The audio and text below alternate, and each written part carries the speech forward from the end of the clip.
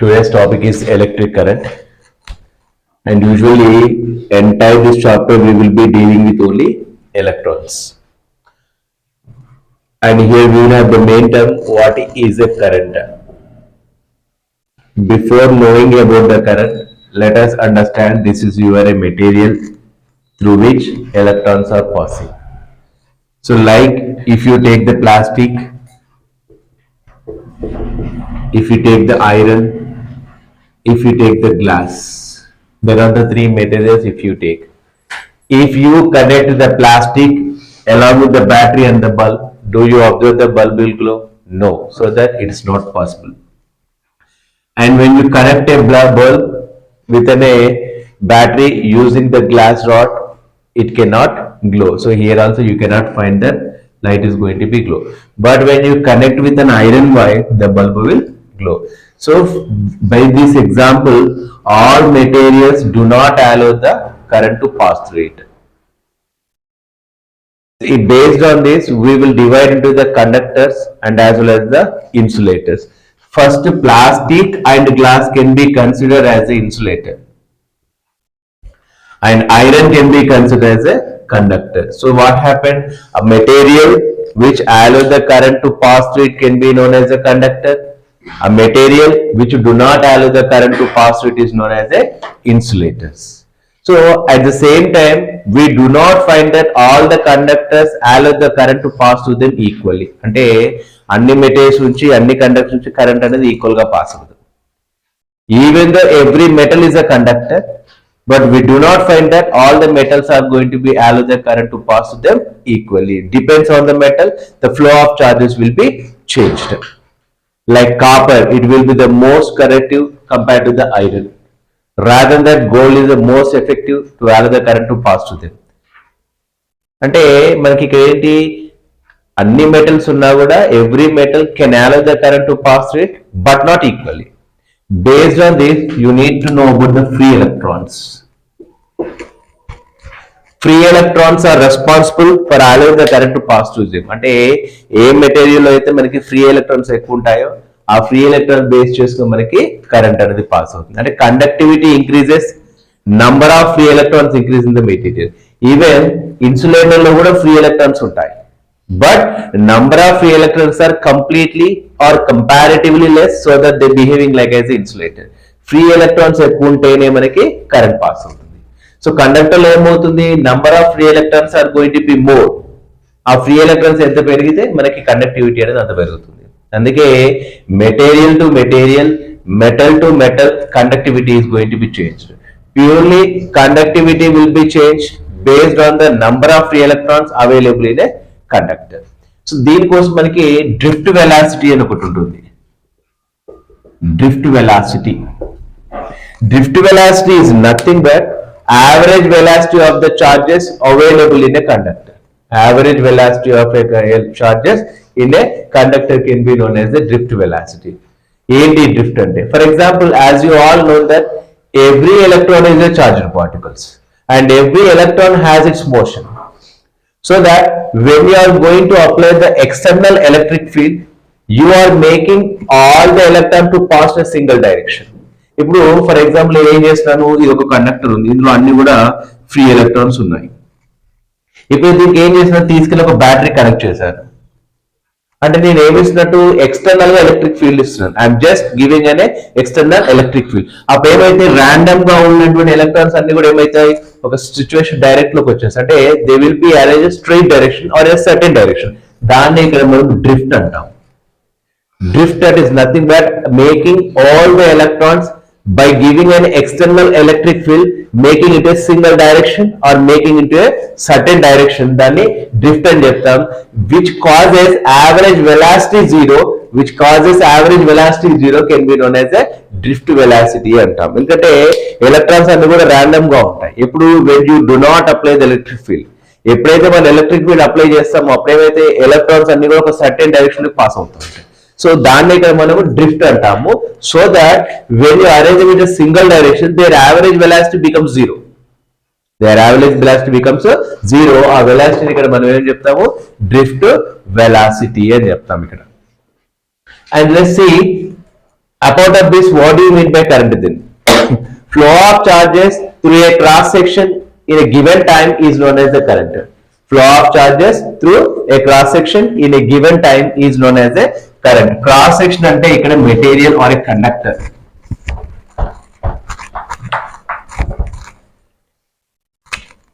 Current can be indicated by I is equals to Q by T. Ante number of charges passing through a cross section in a given time can be known as what nana current. Ikkada Q for charge, T for time, and units of charge can be coulomb, and time will be what nana second. అప్పుడు ఏమవుతుంది 1 ampere is equals to coulomb for second. Units of current is going to be 1 ampere. 1 ampere is equal to what? Coulomb per second. Ante how do you define an ampere then? 1 coulomb of charge passing through a cross section in 1 second of time, the total current is passing through it is known as a 1 ampere antam. Ante oka second time lo 1 coulomb of charge ganaka cross section nunchi pass aithe ఆ current ఎంత ఇక్కడ మనకి 1 ampere అని చెప్తాం. That's what ampere is equal to coulomb for second. అంటే that depends on number of charges flowing current will be increased. ఎన్ని ఎక్కువ charges pass అయితే అంత కరెంట్ వచ్చినట్టు మనకి ఇక్కడ. The charges indicates only electrons. Remember to and also this as keep on with plus minus will be there when you go for the terminals, plus terminal and minus terminal. It's not indicate that plus terminal అంటే అక్కడ మొత్తం plus ఉంటాయని minus అంటే minus ఉంటాయి కాదు దాని meaning అక్కడ. ఇక్కడ you will be indicating like this. Battery will be indicated in such a way. ఇప్పుడు దీని అర్థం అవ్వాలి అంటే మనకి ఇంకొకటి తెలియాలి. If you wanted to pass the electron from one point to another point, work has to be done.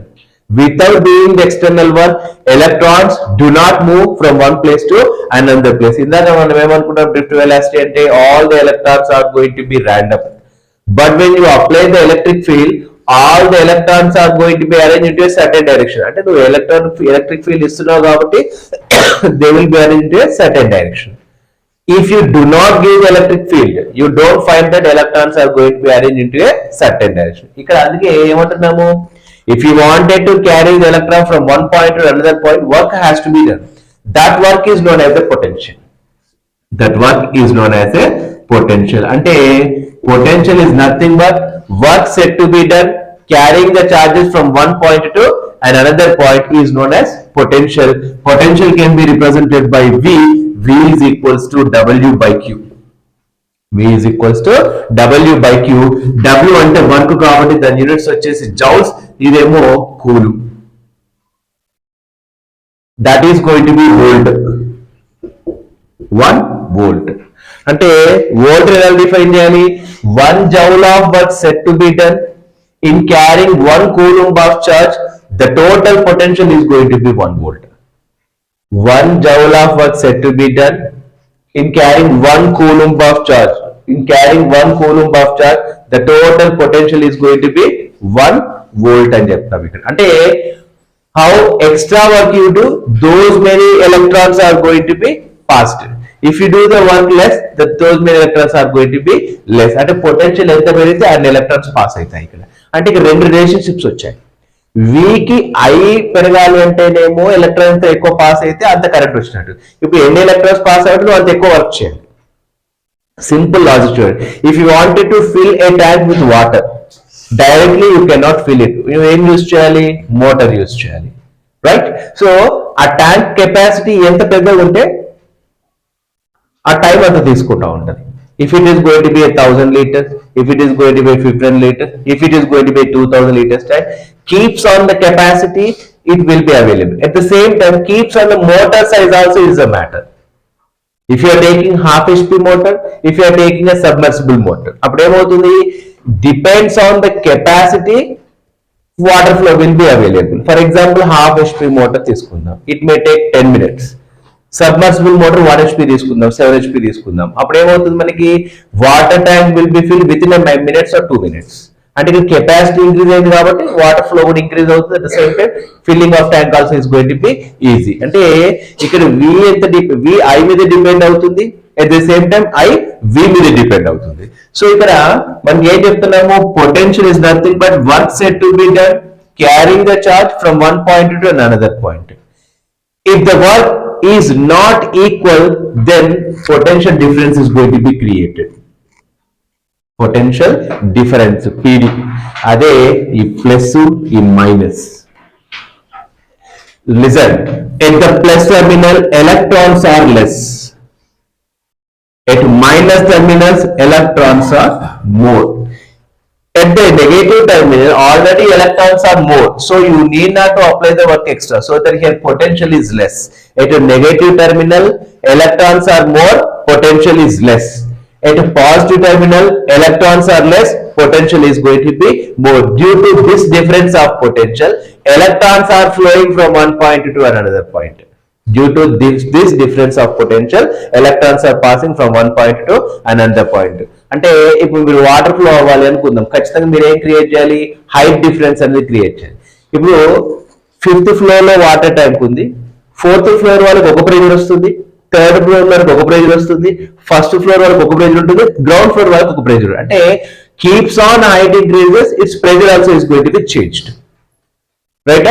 So ఇక్కడ కూడా అదే చెప్తున్నా, మనకి ఎలక్ట్రాన్స్ ఫ్లో అవ్వాలి అంటే ఫస్ట్ మనకి ఏం కావాలి, you need to find out the difference of availability. ఇక్కడ number of electrons, for example ఇక్కడ 10 ఎలక్ట్రాన్స్ ఉన్నాయి, ఇక్కడ కూడా 10 ఎలక్ట్రాన్స్ అనేటువంటివి ఫ్లో అవ్వవు, ఎందుకంటే అక్కడ పొటెన్షియల్ డిఫరెన్స్ అనేది లేదు. Compulsorily if you want to flow the electrons from one point to another point, compulsory PD is a matter, potential difference is a matter.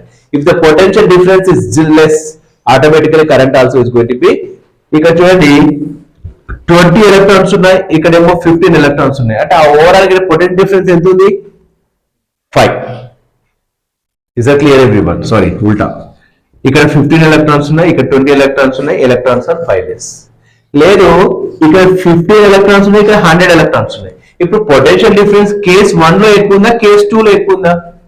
Case 2 లో ఎక్కువ, ఎందుకంటే ఇట్ నీడ్స్ 85 ఎలక్ట్రాన్స్, ఇక్కడ ఏమో ఓన్లీ 5 ఎలక్ట్రాన్స్. అప్పుడు current flow ఇక్కడ I1 అందాం, ఇక్కడ I2 అందాం. I1 is lesser than I2. So what we conclude, if the potential difference is more, current also is going to be more. If the potential difference is, current also is going to be less. Ante PD is proportional to I. లేదా I is proportional to PD. Potential difference ఎంత పెరిగితే current అంత increase అవుతుంది. So this is what called as Ohm's law.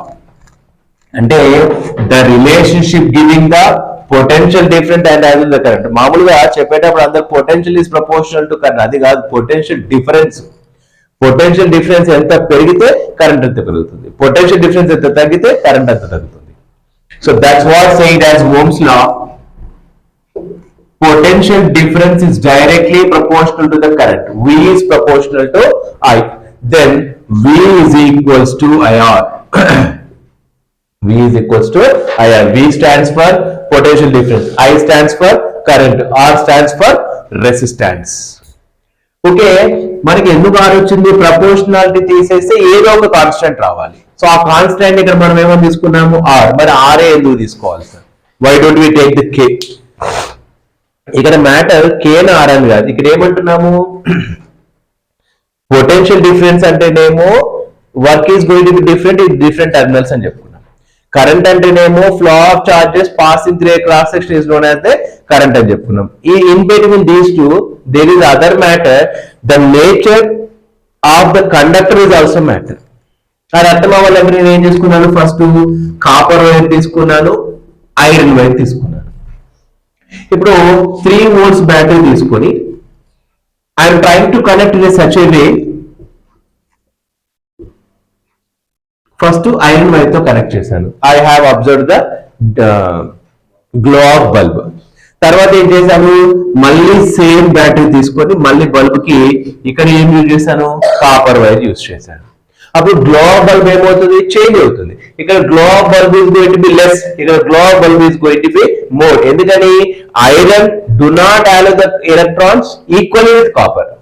So అప్పుడు ఏంటి, conductivity more ఎవరిది, కాపర్ది. Conductivity is less ఎవరిది, ఐరన్ ది. అంటే ఎలా అయితే మనకి ప్రతి సర్ఫేస్ కి ఫ్రిక్షన్ ఉంటుందో, ఫ్రిక్షన్ అంటే ఏంటి, which can opposing your nature so that you can walk comfortably. If friction is less you cannot walk comfortable. That friction is the matter to walk on the floor. ఇక్కడ కూడా electrons pass అవ్వాలి అంటే ఒక material ఉంటే దాని ఏం చేస్తుంది, opposing nature ఒకటి ఉంటుంది. So the opposing nature of free flow of electrons is known as the resistance. అందుకనే అందరి కండక్టివిటీ అనేది సేమ్ ఉండదు, అన్ని మెటల్స్ యొక్క కండక్టివిటీ సేమ్ ఉండదు. ఒక దగ్గర రెసిస్టెన్స్ అనేది మోర్ ఉంటుంది, ఒక దగ్గర రెసిస్టెన్స్ అనేది లెస్ ఉంటుంది ఇక్కడ. So that's what the reason he took the R for resistance which can oppose the free flow of electrons in a cross section, that is known as what the resistance అని చెప్తాం. That is represented by R and units వచ్చేసి ohm. దాని symbol ఇలా ఉంటుంది, ohm symbol. Units of resistance is going to be ohm. And listen, what factors can affect the R? What factors can affect the R? Number 1, temperature.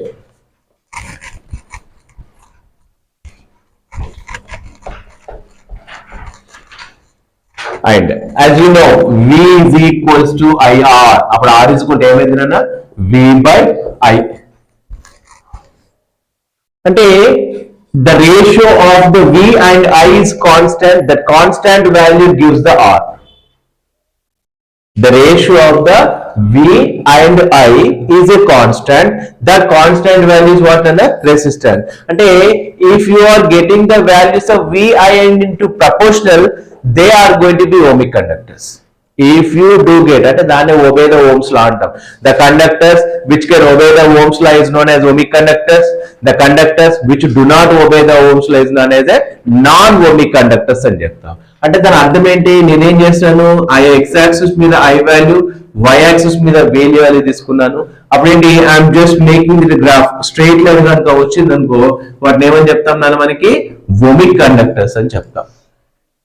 If you are taking the I value on x-axis, V value on y-axis, if you do not get the graph as a straight line, as a curved line you get, వీటేమని చెప్తాం అన్న మనము non ohmic conductors అని చెప్తాం. ఇదేమో ohmic conductors, ఇదేమో non ohmic conductors అని చెప్తాం. అంటే which can obey the Ohm's law, which cannot obey the Ohm's law. అంటే V by I value constant రావాలి. ఇక్కడ we do not get the V by Y value because the constant keeps on changing. అప్పుడు constant అంటే proportionality, if the values of V and I are proportional, then they are ohmic conductors. If V and I values are not proportional, proportional తెలుసు కదా, ఇట్లా 1/2 లేదా 2/4 లేదా 3/6 ఇట్లా రావాలి. ఎందుకు, వాటి రేషియో సేమ్ ఉంటుంది ఎప్పుడైనా. Is it clear everyone? దీన్ని ప్రపోర్షనల్ అంటాం మనం. ఇలా వచ్చిందనుకో అది ohmic conductors, లేకపోతే అది non ohmic conductor. Remember, all metals do not follow the Ohm's law. Few can follow, few cannot follow. Which can flow, which can follow, they can be known as the good conductors. Which cannot follow, they can be known as the bad conductors అని చెప్తాం ఇక్కడ. And now come back to the point, what do you mean by the factors affecting the resistance?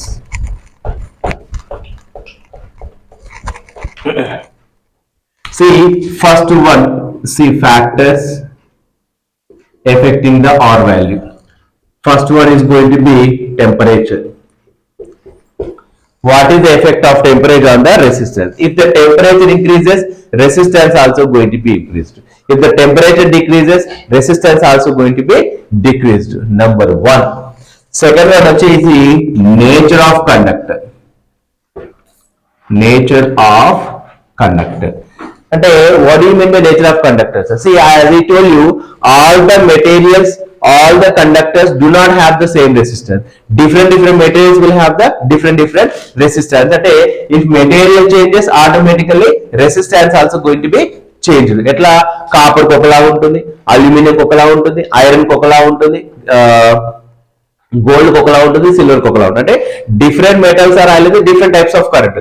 దాన్ని ఇక్కడ మనము nature of the conductor of resistance అని చెప్తాం. అంటే if nature of material changes, resistance is going to be changed. Third one వచ్చేసి మనకి length, same as a L. ఇక్కడ let's see that R is proportional to L. ఇక్కడ నువ్వు రాసుకోవచ్చు R is proportional to T అని temperature. R is proportional to L. అంటే if you take the same material, but length increases, resistance also going to be increased. If length decreases, resistance also going to be decreased.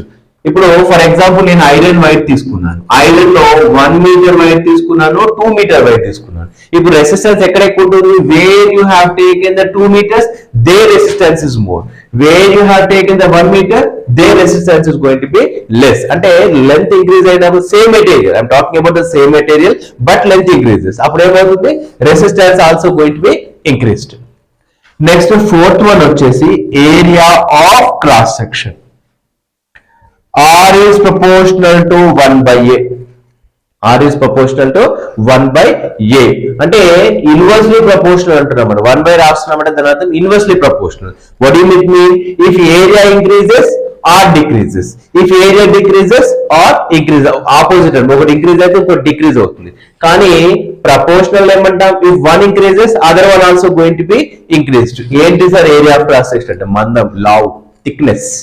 If the thickness is going to be more, automatically the resistance is going to be less.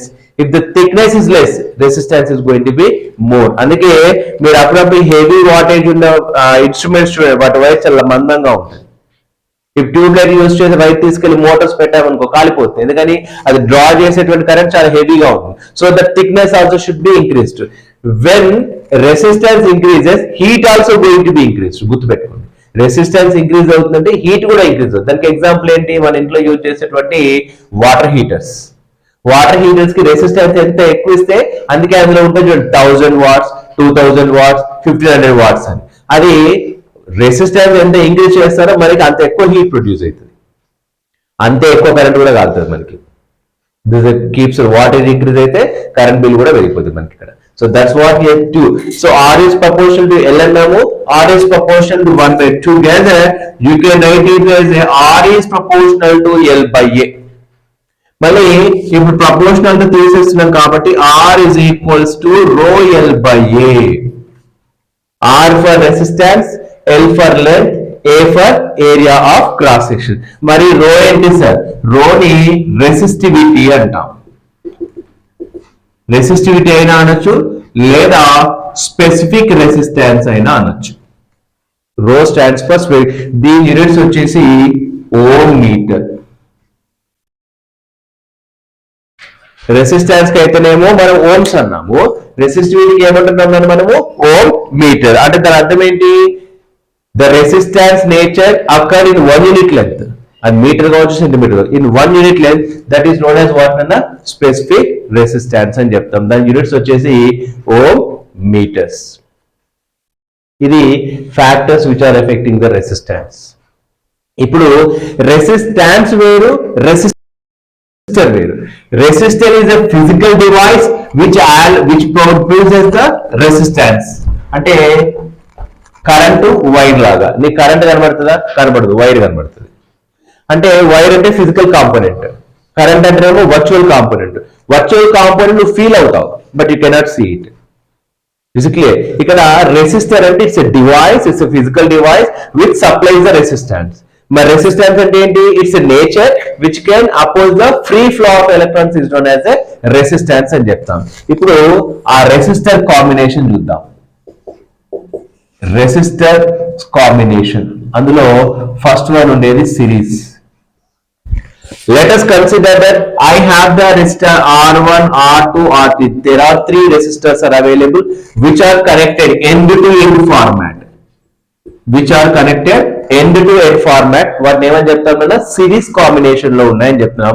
Let's see there. ఇది resistor symbol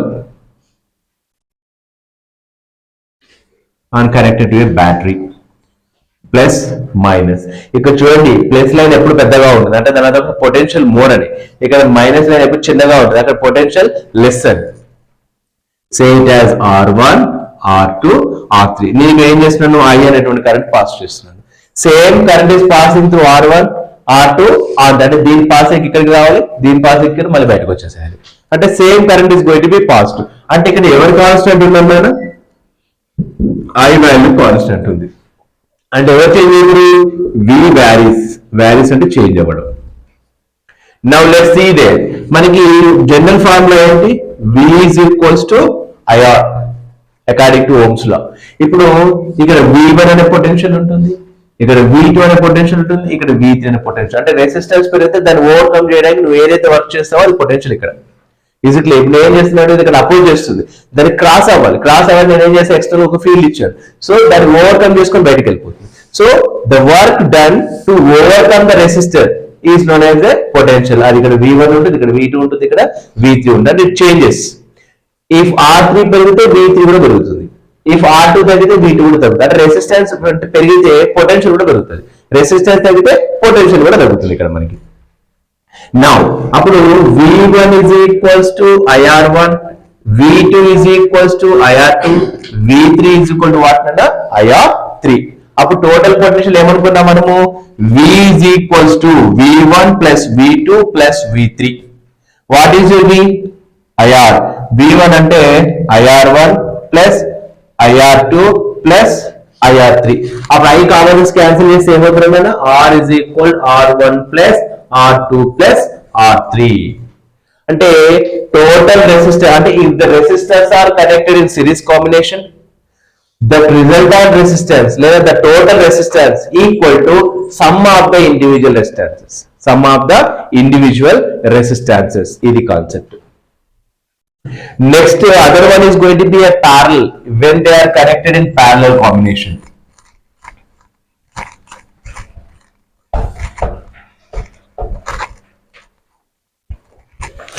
Now, parallel combination.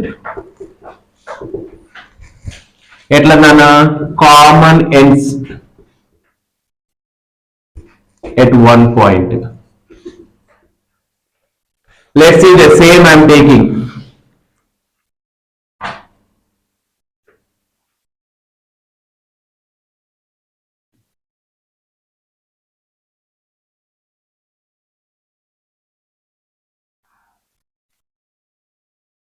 Plus minus again R1 R2 R3. ఇప్పుడు నేను ఏం చేస్తాను? I అనే current pass same current pass అవ్వదు, అక్కడ ఏమవుతుంది? Split అవుతుంది. ఇది I1 గాను, ఇది I2 గాను, ఇది I3 గా స్ప్లిట్ అవుతుంది. అంతే కదా? మెయిన్ ట్యాంక్ నుంచి ఒకటే పైప్ లైన్ కిందకి వస్తుంది, అదేంటైతే ట్యాంక్ లో స్ప్లిట్ అయిపోతుంది, ఒక్కొక్క రూమ్ ఒక్కొక్క పైప్ స్ప్లిట్ అయింది. ఇక్కడ కూడా you're giving an I current, the split into the I1 I2 I3. ఇప్పుడు ఎవరు చేంజ్ అవుతున్నారు? I చేంజ్ అవుతుంది. I చేంజ్ అయితే V ఏం అవ్వాలి? కాన్స్టెంట్, ఎందుకంటే ప్రపోర్షనల్ గా ఉండాలి కాబట్టి. సో ఇక్కడ V is going to be constant, అప్పుడు I varies. ఓకే, మన జనరల్ ఫార్ములా ఏంటి? V is equals to IR. అప్పుడు I is equal to ఏమైంది? V by R. So that ఇక్కడ కూడా మళ్ళీ మనకి same I1 I2 I3. Total current I is equal to ఏంటన్నా? I1 plus I2 plus I3. What stands for I? V by R. ఇది V by R1, V by R2, V by R3. ఎందుకంటే V అనేది ఒకేలా ఉంటుంది. అప్పుడు V common తీసి cancel చేస్తే 1 by R is equal 1 by R1 plus 1 by R2 plus 1 by R3. This is what the resultant resistance when they are connected in parallel combination.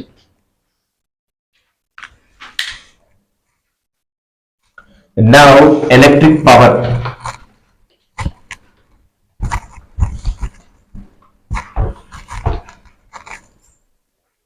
Electric power లో ఏమని చెప్తామంటే, for example మామూలుగా power అంటే ఏంటి?